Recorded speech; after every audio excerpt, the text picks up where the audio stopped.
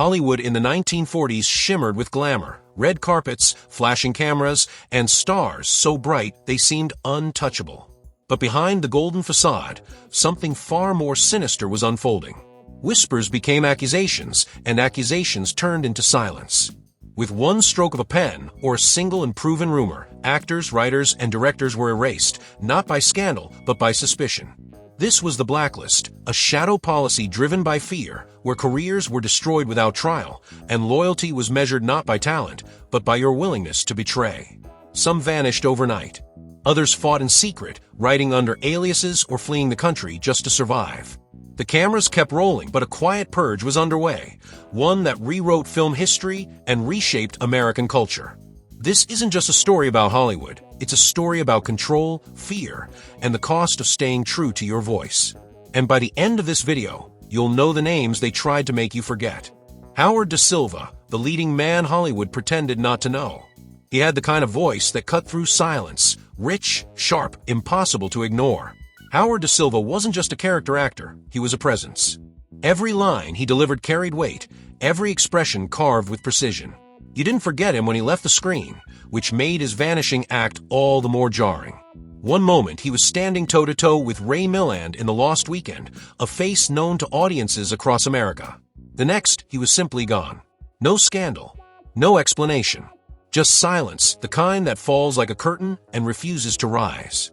Da Silva's disappearance wasn't the result of fading fame or poor choices. It was the quiet punishment for not playing along. When called to testify during the industry's great reckoning, he didn't perform the role expected of him. He didn't point fingers. He didn't grovel. He stood by his right to speak, or not speak, as he saw fit. For that, the doors of Hollywood closed as quickly as they had once opened. His name was erased from casting lists, his contracts dissolved, his rising star held in place by invisible hands.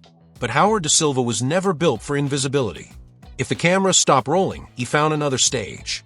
He returned to the theater, a place that had never fully turned its back, and filled those spaces with performances as layered and powerful as anything he had done on film. His work on Broadway sustained him through the long years when the film industry pretended he had never existed. And when the industry began to shift, when the fever of suspicion broke and the blacklist began to lose its grip, Da Silva didn't ask for forgiveness. He stepped back onto the screen, like a man who had never left. In time, he played Benjamin Franklin in 1776, both on stage and in the film adaptation, with the same dignity and defiance that had once cost him his place. He brought the same quiet strength to television roles and voice work, reminding audiences that real talent does not wilt under pressure, it waits. Howard Da Silva's story isn't a fall from grace. It's a refusal to kneel, a lesson in what it means to stay whole in an industry that tried to fracture him. John Garfield, the star who refused to vanish quietly. There was a different kind of electricity when John Garfield appeared on screen, raw, restless, unpolished in a way that made everyone else look like they were still acting. He didn't play heroes or villains, he played men, flawed, fiery, unforgettable. Before Brando made mumbling magnetic, before James Dean turned rebellion into a brand, there was Garfield, the blueprint. He brought the street with him, the edge of someone who never really felt safe in the spotlight, but couldn't look away from it either. His rise was meteoric. His fall, something else entirely. He wasn't an outsider pretending to fit in. He was an outsider who never tried. Born in the rough corners of New York, he carried that grit into every role, from body and soul to The Postman Always Rings twice. Critics hailed him as the new kind of leading man, vulnerable, volatile, visceral. But Hollywood didn't just love talent, it demanded obedience. And Garfield wasn't interested in following that script. When the whispers began, the meetings, the lists, the questions that came with no right answer, he stood his ground. He believed in justice, but not theater. He appeared before the panel, yes, but he refused the performance. He didn't name names. He didn't play along. And Hollywood, once quick to applaud him, responded with silence. Not the respectful kind, the punishing kind. Scripts stopped arriving. Directors looked the other way. His name, once a headline, became a liability. He tried to fight back, publicly, legally, personally, but it wore him down. The roles that defined him were gone, and the new ones were locked behind doors no one would admit had been closed. His face no longer filled marquees, it filled tabloid whispers. His defiance was seen not as strength, but as risk. In an industry obsessed with image, Garfield became the mirror no one wanted to look into, a reminder that even the brightest lights could be snuffed out for refusing to play along. But he didn't vanish quietly. Even in his absence, his influence was undeniable. He changed the shape of acting itself, and the men who came after him, the rebels, the anti-heroes, the wounded warriors, were walking paths he carved. John Garfield wasn't erased. He was interrupted. And though the blacklist tried to silence him, it never stole the truth of what he brought to the screen, a truth that still flickers in every performance that dares to be honest. Zero Mostel, too loud to bury, too brilliant to break. Zero Mostel never blended in, not on stage, not on screen, not in life. He was a storm of contradictions, outrageous and controlled, comedic and tragic, thunderous and deeply precise. His voice could fill a theater, his eyes could twist a joke mid-sentence, and his presence made sure you remembered him long after the curtain fell. But when the blacklist came for him, it didn't just threaten his career, it threatened the very thing that made him unforgettable, his refusal to be small. They wanted silence. What they got was zero. Mostel was a painter before he was an actor, a man who saw color and absurdity in everything, especially power. In the early days, he filled nightclubs with roaring laughter, appeared in films, cracked jokes that danced on the edge of danger. But laughter has a cost when it's aimed too high. When the hearings began and the lists grew longer, his name appeared, not because he was caught, but because he refused to crawl. He was asked to name others, to play along, to soften the edges of himself. He didn't. That refusal came with consequences. He was dropped by studios, dropped by friends, dropped by an industry that once adored his unpredictability. His film career disappeared like a vanishing act no one applauded. Even worse, his spirit, wild, joyful, untamed, was treated like a threat. But Mostel didn't sulk. He didn't beg. He did what few had the courage to do. He stayed loud. The theater, unlike Hollywood, still had room for him. And it was there that he rebuilt himself, not as a shadow of what he was, but as something bigger. And a funny thing happened on the way to the Forum. He didn't just return, he exploded. And in Fiddler on the Roof, he gave one of the most iconic performances in American stage history, playing a man caught between tradition and change, a role that eerily mirrored his own life. Eventually, Hollywood came crawling back, and when he starred in The Producers, he didn't just reclaim his screen presence, he redefined it. He didn't water himself down for the audience. He made the audience rise to meet him. Zero Mostel wasn't just an actor who survived the blacklist. He was the man who laughed in its face, refused to be erased, and proved, without apology, that genius makes its own rules. Burgess Meredith, the voice Hollywood tried to muffle. Long before he became the grizzled coach shouting in a boxing ring, before the world knew him as Mickey from Rocky, Burgess Meredith was a different kind of actor, delicate when needed, dangerous when it counted, and always just a little unpredictable. He had a voice that could slip between tenderness and fire without ever losing control, and a face that carried both wisdom and mischief in the same breath. He wasn't built to play one type, and that made him invaluable. Until, of course, it made him inconvenient. The blacklist didn't always strike with spectacle. Sometimes it arrived quietly, like a phone that stopped ringing or a meeting that was suddenly canceled. For Meredith, the shift was almost imperceptible, a gradual slowing of opportunities, the soft closing of doors that used to open with ease. He wasn't dragged in front of flashing cameras or grilled under bright lights. He didn't give any defiant speeches, but he didn't conform either. And in that silence, in his refusal to bend, his career in film slipped into pause. It was a strange kind of punishment, not exile, not imprisonment, but still a kind of disappearance. A man born for performance, suddenly forced off screen, watching lesser talents take up the space he once owned. So he pivoted. He turned to theater, where politics couldn't touch the stage lights. He found comfort in smaller roles, in voice work, in teaching. He waited, not in defeat, but with quiet certainty that this chapter wasn't the end of his story. And he was right. Years later, when the fear had cooled and the blacklist faded like a rumor no one wanted to admit believing, Meredith didn't just return, he transformed. Audiences who remembered him as the agile, quick-witted star of Mice and Men now saw him as something deeper, older, and more human. His role as Mickey in Rocky wasn't a comeback, it was a revelation. He wasn't playing a broken man. He was channeling years of quiet resistance, of unspoken rage, of dignity held just beneath the surface. Burgess Meredith survived the blacklist not by fighting it head-on, but by refusing to let it define him. He adapted, endured, and emerged stronger, a quieter kind of rebel, but no less resolute. They tried to muffle his voice. Instead, he learned how to make even a whisper unforgettable. Gale Sondergaard, the star who chose silence over betrayal. Before the silence, there was elegance. Gale Sondergaard didn't simply enter a scene. She arrived, like storm in satin. She could be regal or menacing, seductive or sorrowful, and often all at once. In 1936, she became the very first woman to win the Academy Award for Best Supporting Actress. Her career took off like a perfectly timed line, precise, promising, unstoppable. But just as quickly as she had risen, she vanished. Not for lack of talent, not for scandal, but for something both quieter and far more dangerous, conviction. She was poised to play the Wicked Witch of the West in The Wizard of Oz.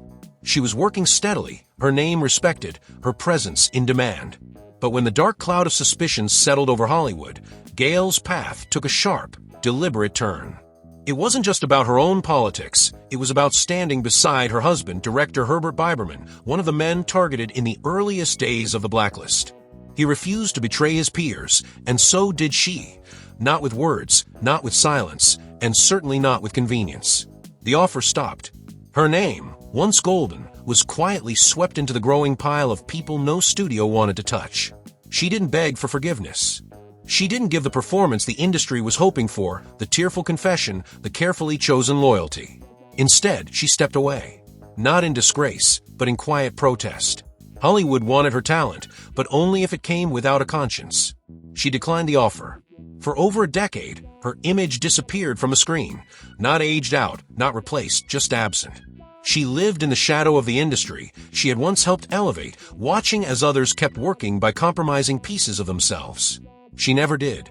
When her husband made Salt of the Earth, the only film created by blacklisted artists during the peak of the purge, she stood by him, defiant and proud, even as theaters refused to show it and press buried it in silence. Years later, when the air cleared and the industry quietly welcomed back those it had once cast out, Gale Sondergaard returned. Not with apologies, not with bitterness, but with dignity intact. She never reclaimed the fame she once held, but she didn't need to. Her legacy wasn't in the roles she played, it was in the one she refused to. Will Gere, the grandfather who refused to be quiet. To most of the world, Will Gere is remembered as the kind-eyed, silver-haired patriarch from the Waltons, the grandfather everyone wished they had. He radiated safety, wisdom, and that steady presence that seemed born from another time. But few knew that before he sat on that porch, rocking in gentle silence, Gere had stood at the center of a storm that nearly ended his career, and very nearly erased him from the history of American entertainment. Will Gere wasn't just an actor, he was a voice, both literal and symbolic, for people who often went unheard. His performances were layered with an authenticity that couldn't be faked, and he brought the same sincerity to his life off stage. In the early 1950s, when fear and suspicion began to curdle into policy, Gere was called to testify. And like many on the growing blacklist, he was given a choice: cooperate or disappear. He chose the latter, not out of arrogance, but out of principle. Work stopped almost instantly. Studios distanced themselves. He wasn't denounced loudly, he was erased quietly, with the same cold precision used on dozens of other actors who refused to play along. But Gere didn't retreat into bitterness. Instead, he went back to the soil. Literally. He poured his time, his heart, and his spirit into building something no blacklist could touch, the Theatricum Botanicum, a theater and communal arts space nestled in Topanga Canyon, where blacklisted artists and free thinkers could perform, grow food, and simply exist without fear. It wasn't just a rebellion. It was a sanctuary, art and resistance braided together beneath the trees.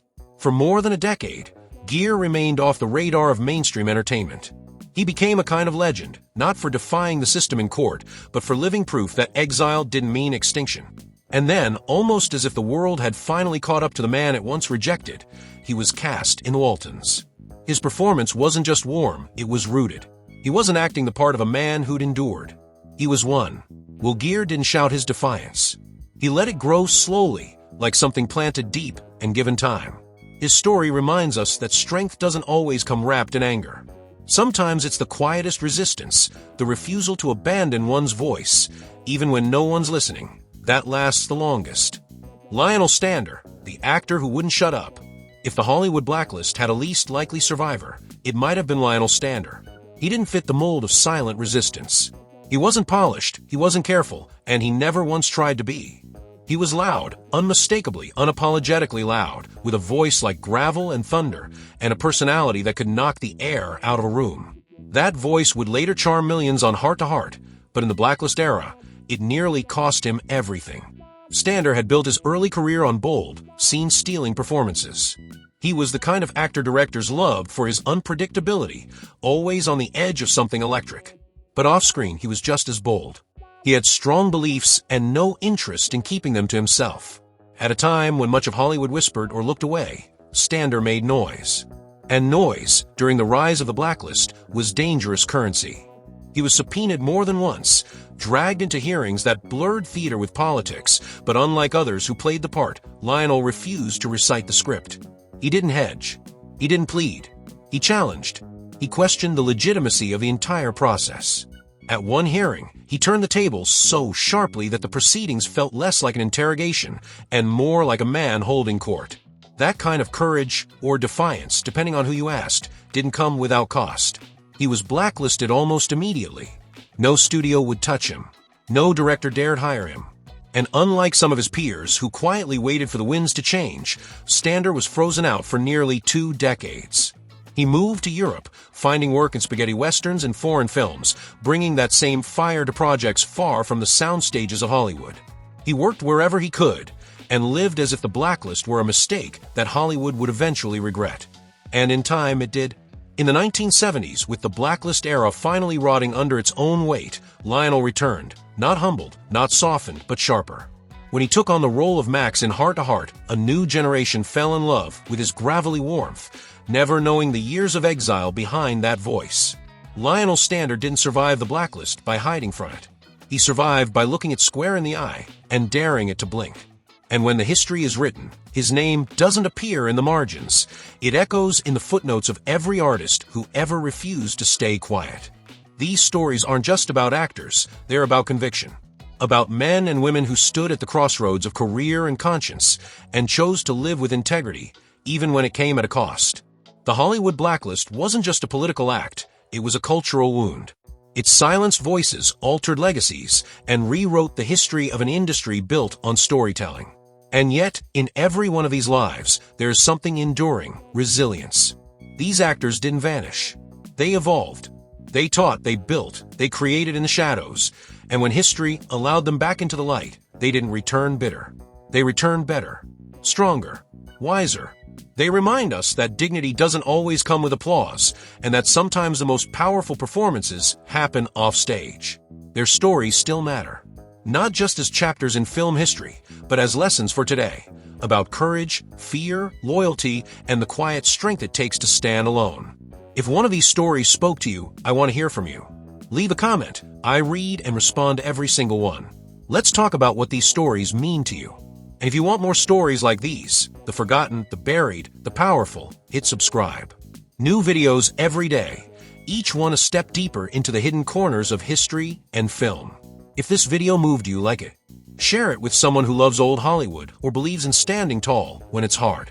The stories we remember shape the world we live in, and together we can make sure these voices are never silenced again.